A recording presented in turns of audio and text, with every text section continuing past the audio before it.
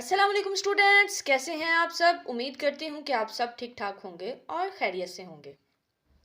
आज के लेक्चर में हम स्टेटमेंट ऑफ इक्वेशन के रिलेटेड पढ़ेंगे। स्टेटमेंट ऑफ इक्वेशन को अकाउंटिंग इक्वेशन भी कहते हैं और पेपर पॉइंट ऑफ व्यू से ये कॉन्सेप्ट बहुत ज़्यादा इम्पॉर्टेंट है। ठीक है, इसके रिलेटेड आपको डेफिनेशन भी आ सकती है और इसके रिलेटेड पेपर में क्वेश्चन मैनी टाइम आया हुआ है। ठीक है, स्टेटमेंट ऑफ इक्वेशन के रिलेटेड। तो उसी बेस के ऊपर मैं आज आपको स्टेटमेंट ऑफ इक्वेशन का एक क्वेश्चन सॉल्व करवाऊंगी। ठीक है, इसकी पोस्टिंग किस तरह से की जाती है, इसके इफ़ेक्ट्स किस तरह से होते हैं, वो सारा आज के लेक्चर में मैं आपके साथ डिस्कस करूंगी। तो वीडियो स्टार्ट करने से पहले आप सबसे रिक्वेस्ट है कि अगर आप मेरे चैनल पर नए हैं और आपने अभी तक मेरे चैनल को सब्सक्राइब नहीं किया तो प्लीज़ सब्सक्राइब कर दें और वीडियो को लाइक कर दें। तो स्टार्ट करते हैं आज का क्वेश्चन।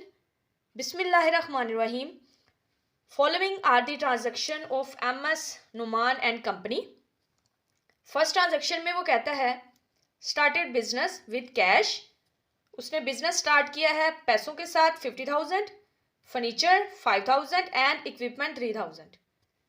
सेकेंड ट्रांजैक्शन में वो कहता है deposited cash into the bank, price 15,000। Third में purchased goods on credit for 15,000 रुपये। Then sold goods for cash 8,000 that cost 5,000।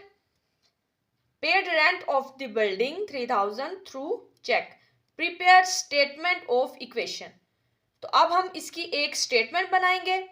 Statement बनाने से पहले स्टूडेंट्स आपने इस तमाम ट्रांजैक्शन पर फोकस करना है कि इन ट्रांजैक्शन में हमने कैश को डिस्कस किया है। ठीक है, फर्नीचर हमारा एसेट है, इक्विपमेंट हमारी एसेट है। चूंकि हम स्टेटमेंट ऑफ इक्वेशन बना रहे हैं तो इसमें हमने अपनी लायबिलिटीज, अपनी ऑनर इक्विटी और अपने एसेट्स को माइंड में रखना है। अगर ये तीनों चीज़ें हमारे माइंड में होंगी तो फिर ही हम स्टेटमेंट ऑफ इक्वेशन बना सकते हैं, क्योंकि हमारी स्टेटमेंट ऑफ इक्वेशन बेस करती है assets plus liability is equal to owner equity. ठीक है, तो अब मैं ड्रॉ करती हूँ टेबल, देन उसमें फिर वन बाय वन ट्रांजैक्शन की पोस्टिंग करते हैं।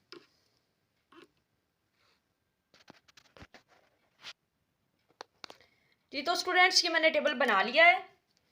इस वाले पोर्शन में हम लिखेंगे एसेट्स, ठीक है, और liabilities plus owner equity.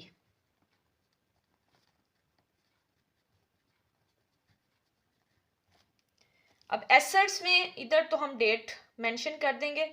Asset में हमारी कैश डिस्कस हुई है, फर्नीचर डिस्कस हुआ है, देन इक्विपमेंट थी हमारे क्वेश्चन में। क्वेश्चन को ना आपने एक दो बार अच्छी तरह से रीड कर लेना ताकि आपको पता चल सके कि ये कॉलम्स आपने कितने बनाने हैं। इक्विपमेंट के बाद बैंक है और बैंक के बाद गुड्स आ जाती हैं। लायबिलिटीज में हमारे क्रेडिटर्स डिस्कस हुए हैं इस क्वेश्चन में, और इसमें हम कैपिटल की अमाउंट लिखेंगे ऑनर इक्विटी में। और हम बना क्या रहे हैं ये इसके ऊपर मेंशन करना है कि हम स्टेटमेंट ऑफ इक्वेशन बना रहे हैं। हेडिंग देना बहुत ज़्यादा ज़रूरी है। ठीक है, पेपर पॉइंट ऑफ व्यू से भी और वैसे भी क्वेश्चन के ऊपर मेंशन करना चाहिए कि हम क्या चीज़ बना रहे हैं। तो अब हम फर्स्ट ट्रांजैक्शन को रीड करते हैं और उसकी फिर पोस्टिंग करते हैं यहाँ पे। जी तो स्टार्टेड बिजनेस विद कैश, ठीक है, और फर्नीचर कैश में हम 50,000 लिखेंगे, फर्नीचर में हम 5,000 को लिखेंगे, इक्विपमेंट में हम 3,000 को लिखेंगे, और इसका फोर्थ इफेक्ट जो सा होगा वो हमारे कैपिटल पर होगा। जब भी हमारी कैश इंक्रीज होती है या हम इन्वेस्ट कर रहे हैं कैश को तो हमारा कैपिटल इंक्रीज होगा, तो इसका दूसरा इफेक्ट जो सा है वो कैपिटल के ऊपर होगा।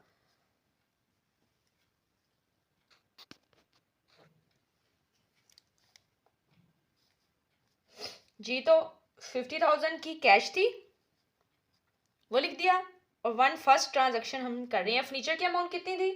5000 का फर्नीचर था, वो ऐड कर दिया। इक्विपमेंट कितने की थी? 3000 की थी इक्विपमेंट। और देन इसका जो इफेक्ट है वो हमारे कैपिटल पर होगा। अब हम इसको किस तरह से, कैपिटल में क्या अमाउंट आएगी? कैश प्लस फर्नीचर की अमाउंट प्लस इक्विपमेंट की अमाउंट ऐड करके हमने कैपिटल में जो अमाउंट आएगी वो लिखनी है। तो ये देखिए 50,000 में ऐड किया 5000 तो 55, और 55 में 3000 ऐड किया तो 58,000 आ गया। तो हमारे कैपिटल में अमाउंट आएगी 58,000 की। ठीक हो गया स्टूडेंट्स। अब नेक्स्ट ट्रांजैक्शन को रीड करते हैं जी। तो सेकंड ट्रांजैक्शन में वो कहता है deposited cash into the bank 15,000। मेरे पास कैश पड़ी थी, ठीक है, वो मैंने 15,000 रुपया बैंक में जमा करवा दिया। अब मेरे पास से कैश कम हो जाएगी, ठीक है, और बैंक के पास चली जाएगी। तो अब हम इसकी जो पोस्टिंग है वो कैश के कॉलम में करेंगे और बैंक के कॉलम में करेंगे जी। तो सेकंड ट्रांजैक्शन की जो ये देखिए माइनस कर देना है। अब 15,000 हमने कैश में से, फर्नीचर में इसका कोई इफेक्ट नहीं होगा, इक्विपमेंट में इसका कोई इफेक्ट नहीं होगा, बैंक में हम इसको बैंक में ऐड करवाया है ना हमने, तो बैंक में ये ऐड हो जाएगा। इसके नीचे लाइंस लगा देंगे, ठीक है। गुड्स की कोई अमाउंट नहीं है तो गुड्स में भी कुछ नहीं आएगा। लायबिलिटी स्टिल अभी कोई नहीं है, हमारे पास क्रेडिटर्स वगैरह नहीं है, और कैपिटल भी इस पर इसका कोई इफेक्ट नहीं होगा।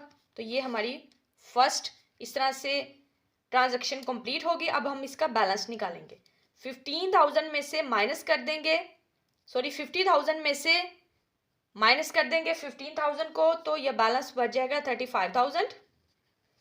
ये 5,000 सेम एज इट इज नीचे आ जाएगा, ये 3,000 भी सेम नीचे आ जाएगा, ये 15,000 नीचे आ जाएगा, दिस एंड 58,000 नीचे आ जाएगा। अब हम अपनी नेक्स्ट ट्रांजैक्शन को रीड करते हैं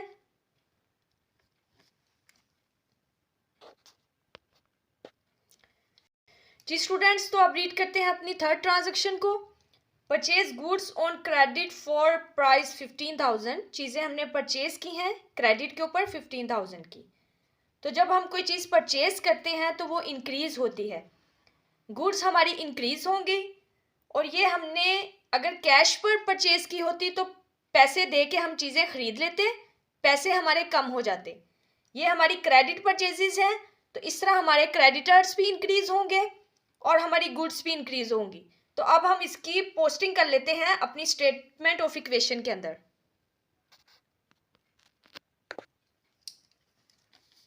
जी। तो गुड्स हमारी 15,000 से इंक्रीज होंगी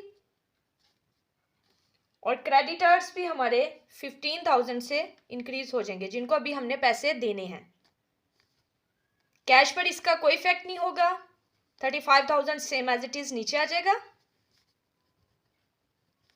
देन फर्नीचर की amount 5,000 same as it is नीचे आ जाएगी। इक्विपमेंट पर भी इसका कोई इफेक्ट नहीं होगा, उसकी अमाउंट भी सेम एज इट इज आ जाएगी। 15,000 की अमाउंट नीचे, क्रेडिटर की अमाउंट और गुड्स की अमाउंट भी 15,000 से नीचे आ जाएगी।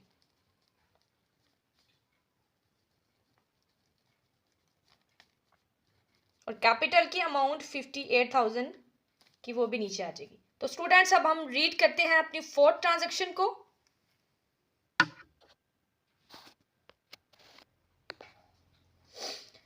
Sold goods for cash. चीजें जो सी हैं वो बेची गई हैं 8,000 की, दैट कॉस्ट 5,000।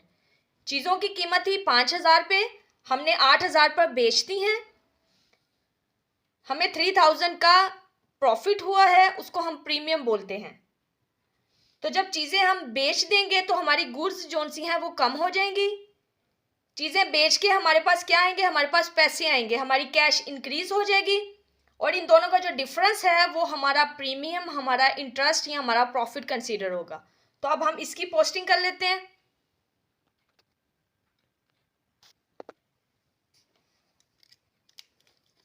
जी। तो कैश हमारा ऐड हो जाएगा 8,000 से, क्योंकि चीजें बेची हैं हमने। फर्नीचर पर इसका कोई इफेक्ट नहीं होगा, इक्विपमेंट पर भी कोई इफेक्ट नहीं होगा, बैंक पर भी कोई इफेक्ट नहीं होगा, गुड्स हमारी कम हो जाएंगी क्योंकि चीज़ें हमने बेच दी हैं। तो ये जो 15,000 था इसमें से माइनस कर देंगे हम 5,000 को, जो एक्चुअल कॉस्ट थी हमारी चीज़ों की। क्रेडिटर पर इसका कोई इफेक्ट नहीं होगा और कैपिटल हमारा इंक्रीज होगा, जो हमें प्रॉफिट हुआ है 3,000 का उससे, तो 3,000 इसमें ऐड कर देंगे। 35,000 में 8,000 ऐड करेंगे तो आ जाएगा 43,000।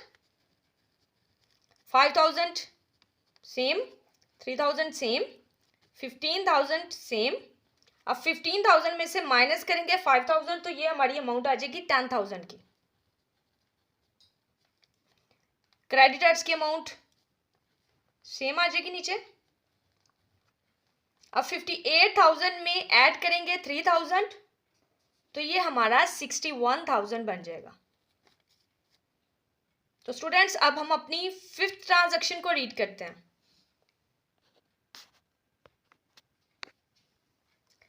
Paid rent of the building 3,000 through cheque. हमने रेंट अदा किया है बिल्डिंग का 3,000 रुपया और वो हमने कैश की सूरत में नहीं दिया, हमने किसी पर्सन को चेक दे दिया है 3,000 रुपये का। तो जब हम पैसे देते हैं तो हमारी कैश कम होती है, ठीक है, तो इसका इफेक्ट हम उधर कैश में से माइनस कर देंगे। और जब हमारी कैश डिक्रीज होती है तो हमारा कैपिटल भी डिक्रीज हो जाता है। तो अब हम इसकी पोस्टिंग करते हैं।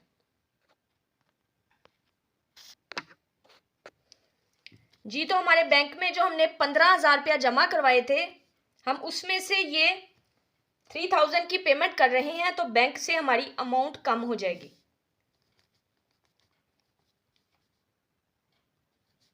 और दूसरा इफेक्ट इसका कैपिटल डिक्रीज होगा, 3,000 कैपिटल की अमाउंट में से भी हम लेस कर देंगे। अब ये 43,000 सेम नीचे आ जाएगा। ये सारी amounts same as it is लिखी जाएंगी। अब 15,000 में से माइनस करेंगे 3,000 तो ये अमाउंट हमारी 12,000 रह जाएगी।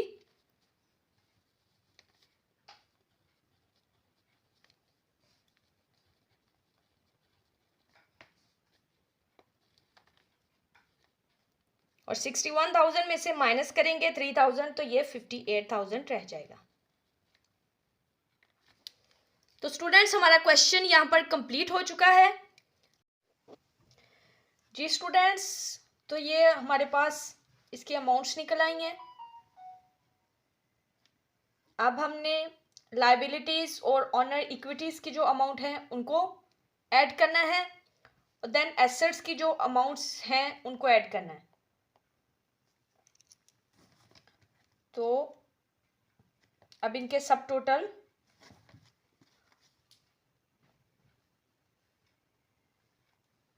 जी, तो हम कैलकुलेटर ऑन कर लेते हैं अपना। ये देखें 58,000 फर्स्ट ऑफ ऑल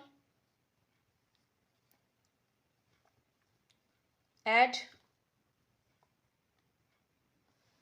ये जो इसका टोटल है 15,000।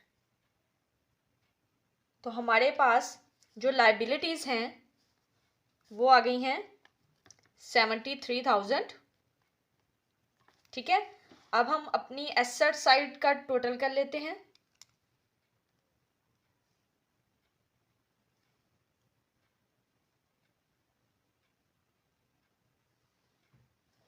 जी, तो 43,000 ये वाला,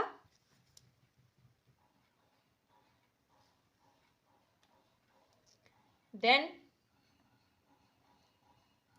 5,000,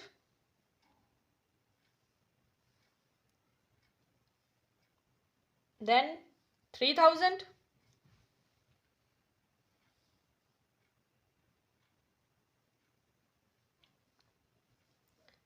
then 12,000,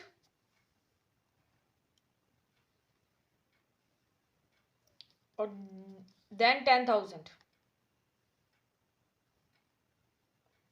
तो स्टूडेंट्स ये देखें हमारा आंसर 73,000 एसेट साइड का आ गया। जी तो स्टूडेंट्स ये देखें, एसेट साइड हमारी 73,000 और हमारी जो लाइबिलिटीज़ प्लस ऑनर इक्विटीज़ को हमने जब ऐड किया है तो 73,000, इन दोनों का टोटल जो है वो सेम आ गया है। और जब भी टोटल सेम आता है इसका मतलब है हमारी क्वेश्चन की जो वर्किंग हमने की है वो ठीक है। तो अब हम इसकी पोस्टिंग कर लेते हैं अपनी स्टेटमेंट ऑफ इक्वेशन या अकाउंटिंग इक्वेशन के अंदर।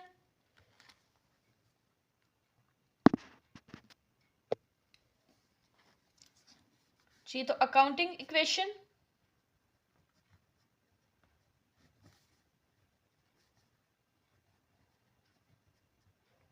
हमारी क्या होती है, assets is equal to liabilities plus owner equity.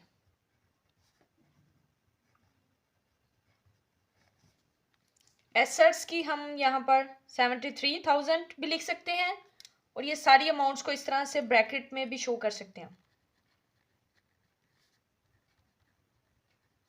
एक एग्जामिनर के ऊपर अच्छा इम्पैक्ट होगा कि सारी वर्किंग आप शो कर दोगे इस तरह से। देन लाइबिलिटीज हमारी थी 15,000 और ऑनर इक्विटी की अमाउंट है 58,000। तो इन दोनों को 73,000 एसेट साइड का और इन दोनों को ऐड किया तो 73,000 यही आ गया। ठीक है, ये इसका आंसर है।